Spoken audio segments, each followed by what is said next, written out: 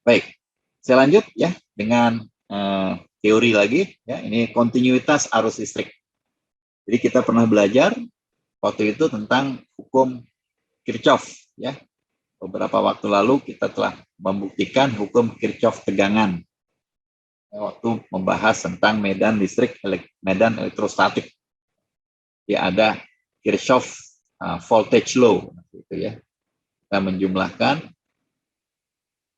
sama dengan 0 ya. Waktu itu kita membahas medan konservatif. Integral EDL ya, EDL itu 0. Kita membahas tentang medan elektrostatik. Karena hari ini kita akan lengkapi yaitu tentang kontinuitas arus listrik ya, yang tadi saya bahas. Ini definisi dari kerapatan arus listrik dan arus listrik. Jadi integral dari J sepanjang sebuah permukaan itu adalah arus. Nah, kemudian kita akan kembangkan di sini bahwa ya melalui bantuan ini ya, jadi ini yang kita bahas sebagai definisi dari arus. Arus adalah muatan yang bergerak. Yang bergerak. Arus. Jadi satuan arus itu kan ampere. Ampere itu sama dengan coulomb per second per S ya. Jadi, ini definisi dari arus melalui muatan bergerak. Nah, jadi ini gampang aja, kita akan integralkan J-nya pada sebuah muatan permukaan tertutup. Jadi ini menjadi I sama dengan I ya. I sama dengan integral arus, kerapatan arus yang menembus permukaan tertutup.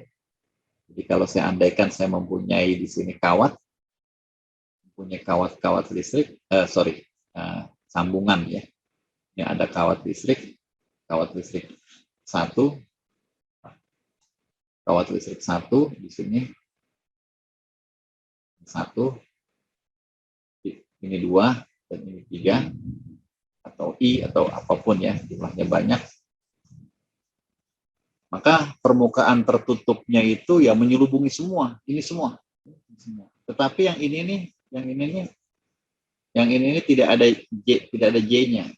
Tidak ada J-nya. Ini semua, sampai di sini. Ini J-nya 0. Jadi hanya ujung ini aja. Hanya yang ini aja yang ada. Dan di sini J dikalikan S1 sama dengan I1.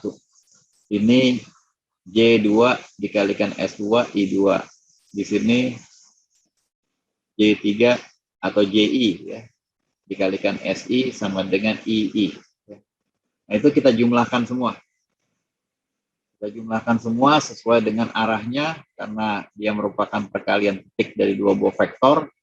Untuk arahnya dia bisa positif, bisa negatif. Nah, seandainya di dalam volume ini tidak ada muatan listrik yang dihasilkan, yang diciptakan atau dihilangkan, maka Q-nya harus 0. Ya, Q-nya harus konstan. Sehingga dQ per dt harus 0. Tidak ada yang diciptakan, tidak ada dihilangkan. Sehingga saya akan mendapati dari sini 0 sama dengan I1 ditambah I2 ditambah I3 dan selanjutnya. Ya. Ini yang kita sebut dengan hukum Kirchhoff arus, yang mana sering kita pakai. Kita pakai untuk menerangkan bahwa arus masuk sama dengan arus keluar, atau kalau kita mau bilang lebih elegannya lagi, bahwa jumlah arus yang keluar dari sebuah permukaan tertutup ya, berapapun ada ininya, arusnya, jumlah arusnya itu sama dengan 0 ya. Nah, tentunya kita di sini tahu bahwa ya di sini apa yang ada di sini nggak penting sebetulnya, yang penting adalah node besarnya ini menyelubungi semua tempat sehingga akan muncul garis-garis yang menembus permukaan tertutup tersebut. Nah, dari gambar ini kita akan lebih yakin bahwa hukum Kirchhoff arus itu bisa kita manfaatkan, bisa kita gunakan. Oke. Nah, terakhir saya akan membahas tentang aplikasi lain dari arus listrik, yang konsep arus listrik, yang mana kita tadi kenal beberapa kali. Ini mungkin agak kencang suaranya ya, ada hujan. Jadi saya beberapa kali tadi menyinggung adanya kappa. Jadi konsep kappa ini, yang mana saya akan ketemu dengan Y sama dengan kappa dikalikan E. Yang akan saya inikan lagi, akan saya bahas lagi. Ya, akan ada aplikasi di kesehatan yang kalian akan lihat, yang mana di sini menariknya itu adalah ada konsep yang mengatakan, yang dinyatakan dengan bahwa kalau saya memiliki sebuah muatan itu kalau saya letakkan di sebuah material, karena tadi materialnya ini adalah material PEC, saya memiliki muatan, maka muatannya ini akan langsung segera hilang, bergerak dengan cepat tak terhingga kalau ada medan listriknya. Ya. Karena tadi sangat mudah itu untuk kita pahami, kalau ada medan listrik, maka akan ada gaya atau ada gerakan, dan gerakannya itu dinyatakan oleh J, dan jika ini PEC, maka ini akan tak terhingga. Dan itu kita tidak ingin membahas yang seperti itu. Makanya kita ingin bahasnya jangan PEC, tetapi sesuatu yang menghantar sangat bagus atau tidak bagus. Ya. Sehingga K-nya ini walaupun besar sekali, tapi masih hingga. Nah, itu yang akan kita bahas di 1-2 slide berikut ini. Jadi kita akan mencari tahu berapa waktu yang diperlukan. Berapa waktu yang diperlukan oleh muatan tadi untuk segera hinggap dari tempat itu. Karena adanya medan listrik. Nah, itu mudah sebetulnya, kita akan manfaatkan persamaan-persamaan yang tadi. Jadi di sini tempatnya agak kecil ya. Tidak apa-apa, saya tuliskan lagi di sini bahwa pertama kita menggunakan hubungan J sama dengan kappa dikalikan E. Karena disinilah persamaan kuncinya, yaitu kappa. Kemudian tadi kata-katanya berapa cepat dia akan minggat, tentu nanti akan ada waktu. Akan ada T. Tapi hubungannya T-nya ini di mana? Mungkin tadi ingat ya. Jadi adanya arus listrik tadi, ya, saya akan singgung lagi arus listrik. Jadi arus listrik I atau I besar atau I kecil, bebas. Menurut saya bebas. I sama dengan minus dq per dt. Ya, ini juga Q-nya mau besar mau kecil, saya rasa jangan jadi masalah. Ada yang strict pakai Q, kalau pakai Q kecil, pakai I kecil, ya silakan, kalau mau diganti boleh juga ya. I sama dengan minus dq per dt juga boleh. Menurut saya dia kurang lebih sama. Oke, nah jadi ini penghubung semuanya, bahwa saya memiliki I, saya memiliki T di sini, dan saya memiliki adanya ya ini divergensi ya, kalau kita ingat waktu itu pembahasannya ya, divergensi ketika kita membahas hukum Gauss ya. Ini sekedar saya ingin mengingatkan kembali. Jadi divergensi dari sisi sebelah kiri Y, divergensi itu adalah sumber muatan, sumber tempat keluarnya medan listrik, sama dengan kappa dikalikan divergensi dari E. Nah, ini harusnya tidak titik ya di sini. Ya. Jadi divergensi sebelah kiri sama dengan divergensi sebelah kanan. Dan saya memiliki di sini, mungkin teman-teman ingat waktu itu ada D, ya, sama dengan K, kappa dibagi epsilon, divergensi dari D.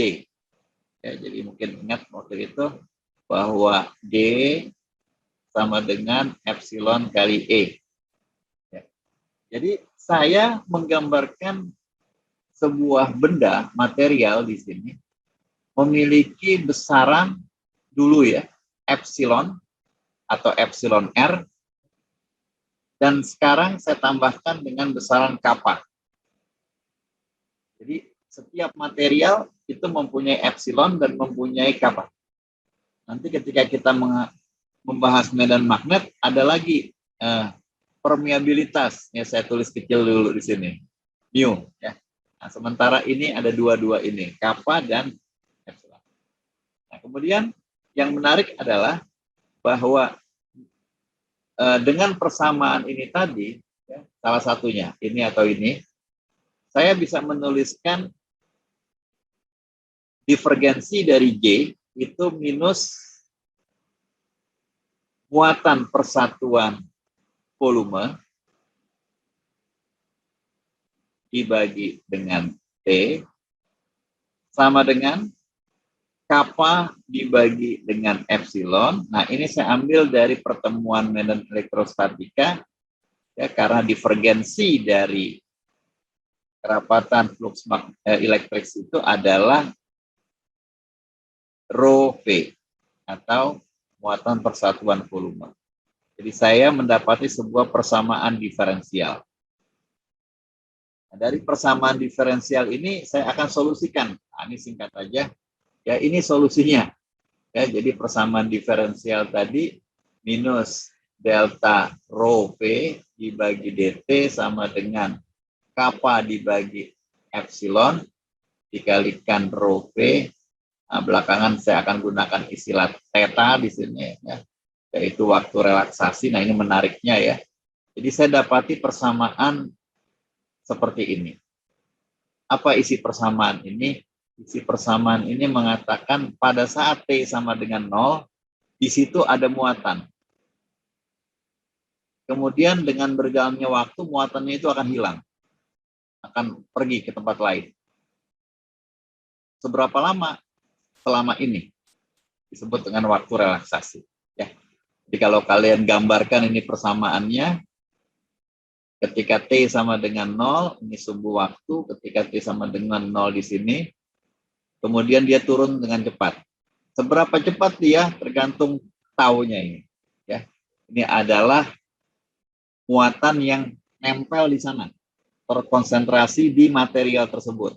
Nanti kita lihat material apa ini, berapa lama muatannya nempel di sana, tidak mau minggat, atau mungkin cepat minggat. Dan ini mudah sekali karena rumusnya sudah diberikan di sini. Ini adalah waktu relaksasi dan mudah sekali. Epsilon dibagi dengan kappa, ya kita jangan mikirin epsilon dulu, kita mungkin udah agak lupa. Kappanya kita lihat, kappanya itu ada di bawah. Artinya apa? Makin besar kappa, ya, makin dia bagus menghantarkannya, ya, makin ya di sini penghantar baik, ya, penghantar baik itu kappanya besar. Ada kappa yang besar, penghantar baik, contohnya tembaga, maka waktu relaksasinya itu kecil sekali.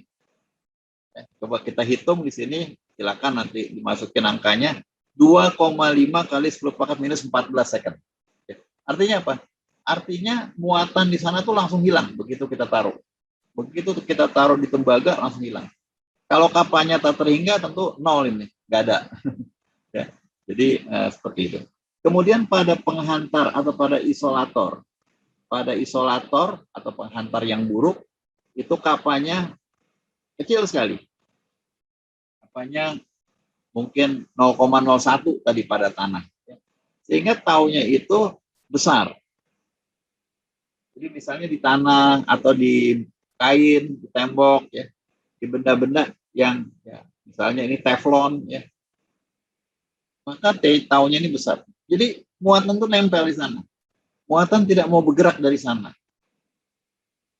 Barangkali selamanya di sana kalau tidak ada hal-hal yang mengganggunya, ya. Nah, itu menarik sekali, dan itu yang akan kita gunakan di sini, ya. Saya akan gunakan.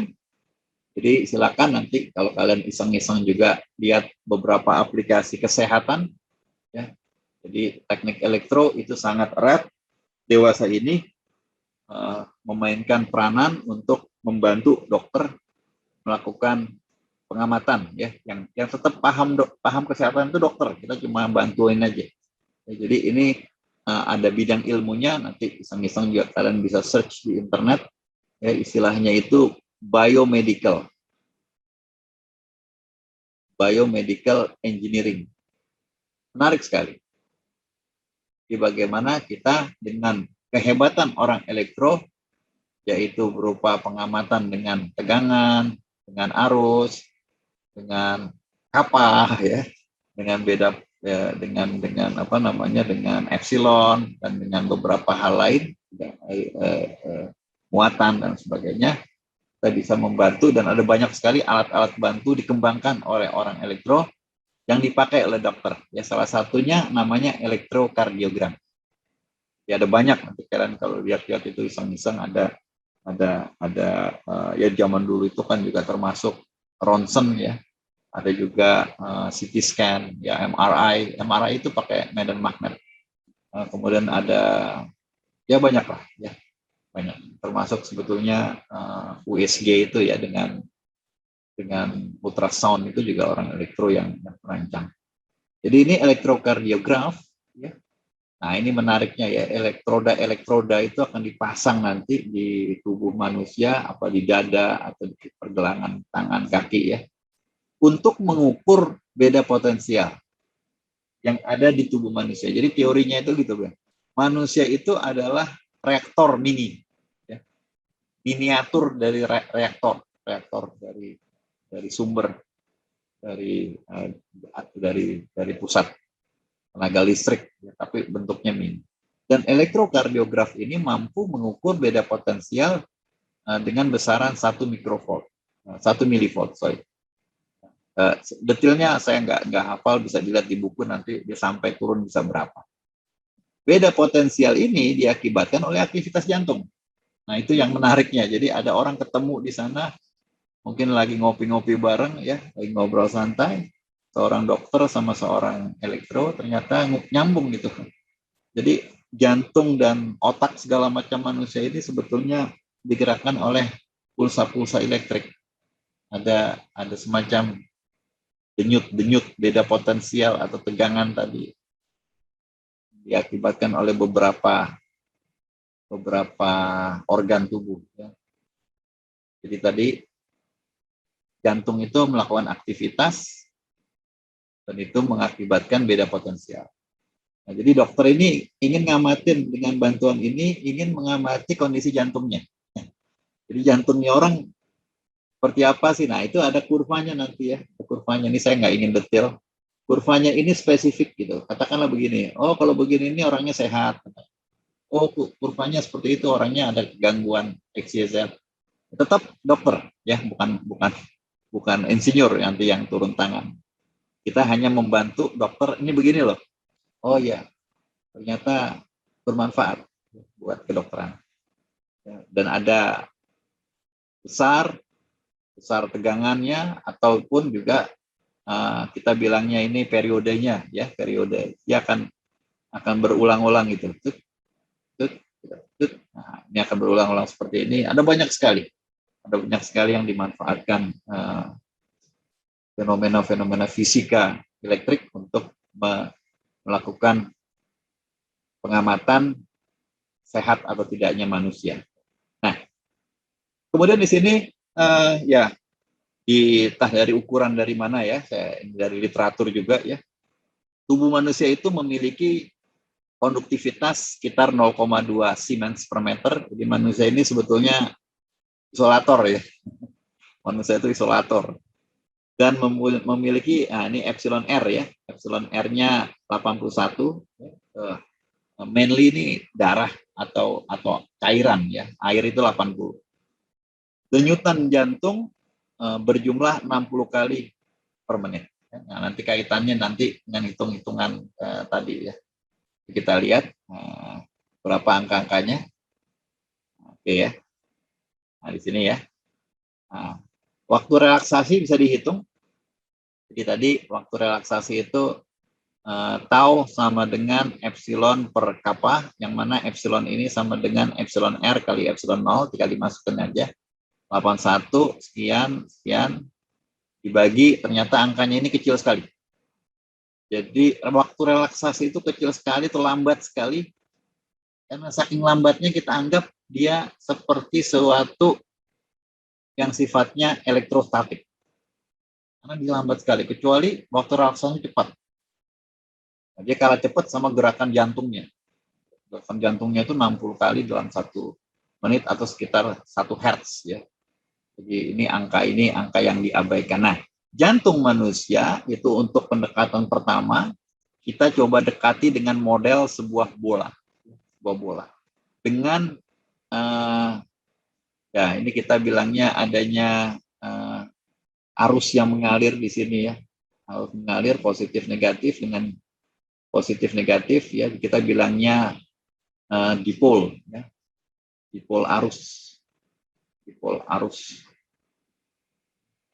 Akan coba hitung ya dipol arus ini, dan ini sifatnya katakanlah simetris dengan kappa yang tadi diberikan dan epsilon R yang diberikan, sehingga kita ya karena ini bola kita punya arus seperti yang tadi kalian sudah bahas juga di contoh pembumian tadi. Kalau tadi setengah bola, kalau sekarang bola, maka luasnya itu 4πr kuadrat. 4πr kuadrat luasnya. Jadi kita di sini ketemu dengan 4πr kuadrat ini. Kita ketemu dengan kappa, kita ketemu dengan E. Ya, ini dibuat mudah, dianggap simetris, homogen, maka E-nya konstan yaitu ER. Konstan pada permukaan bola tentunya ya, ketika menjauh mendekat berbeda. Nah, ini hasilnya adalah I. Jadi kita langsung bisa dapati besaran ini. Besaran I. Ya. Dan dari situ kita bisa hitung potensial dan selanjutnya. Sehingga kita bisa menghitung potensial dari kedua elemen tadi. Dua elemen arus tadi ya. Nah, ini hasil beberapa hasilnya, saya langsung aja di sini tampilkan. Ya, dihitung, terus dihitung, didapat ini. Pegangannya. Nah, tetapi ini ada koreksi di sini, ada revisi arus. Ada revisi arus ini juga karena tidak boleh terjadi penumpukan muatan, jadi jumlah arus radial harus 0. Jadi ada revisi arus seperti ini, revisi arusnya, sehingga kita bisa mendapatkan juga revisi dari tegangan atau potensial total. Ini langsung aja saya tampilkan hasil akhirnya. A adalah radius dari jantung. Secara efektif ya, kalau jantungnya bentuknya tidak bola, ya kira-kira lah hanya nanti seperti apa. Ini di sini 25 cm ya, mungkin 20 cm kebesaran kali ya segini jantungnya. Mungkin perlu diperkecil juga nih angka ini, 25 cm kebesaran. Jadi diukur beda potensialnya tadi, katakanlah didapati 1 milivolt pada suatu posisi tertentu ya, karena nanti manusianya ini kan ya, manusianya ini badannya, jantungnya di sini. Nah, itu nanti diukur elektrodanya satu di sini, satu di sini. Itu ada sudutnya. Karena arusnya dimodelkan dengan cara yang seperti tadi ya, ke arah vertikal. Nah, di sini kita akan mendapatkan sudut. Ini sudutnya ini berapa derajat, ini berapa derajat. Nah, ini kita coba ilustrasikan derajatnya itu, atau mungkin agak di bawah jantung ya, derajatnya lebih besar dari 90 derajat. Jadi dilakukan pengamatan seperti itu. Jadi kalau mau detail bisa dilihat di buku elektrokardiograf, sehingga kita bisa menghitung katakanlah kerapatan arus, dan kita bisa menghitung juga tegangan, ya, tegangan yang dihasilkan oleh dia. Ini coba dibandingkan, ya, kerapatan arus yang sebesar ini tuh ternyata kerapatan arus yang kurang lebih sama seperti halnya kalau kita berdiri di bawah sutet. Ya. Jadi tubuh kita itu memang sebuah reaktor mini, ya, atau mini, sehingga bisa kita dengan bantuan elektrokardiograf tadi mengamati tegangan atau potensial atau beda potensial tegangan, sehingga kita bisa menggambarkan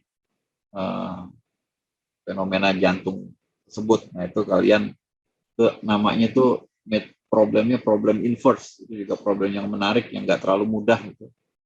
Inverse problem, kita para insinyur, para peneliti juga kesulitan ini selama ini. Bagaimana dari mendeteksi luar kita bisa menebak dalamnya. Kita ukur nih dari luar, oh ternyata dia ini sakit ini nih gitu. Itu kan seperti menebak. Nah, menebak itu harus ada algoritmanya sehingga tebakannya tepat sasaran, nggak salah. Itu biasanya dengan pengukuran yang akurat, pengukuran yang banyak, dan pengalaman. Ya, jadi dari kombinasi itu semua kita bisa melakukan deduksi gitu, ya, menebak. Ya. Namanya inverse problem. Nanti kalian mungkin juga ketemu kapan-kapan dengan kondisi atau problem yang seperti ini. Ya, saya rasa itu yang bisa saya tampilkan terkait dengan kuliah hari ini.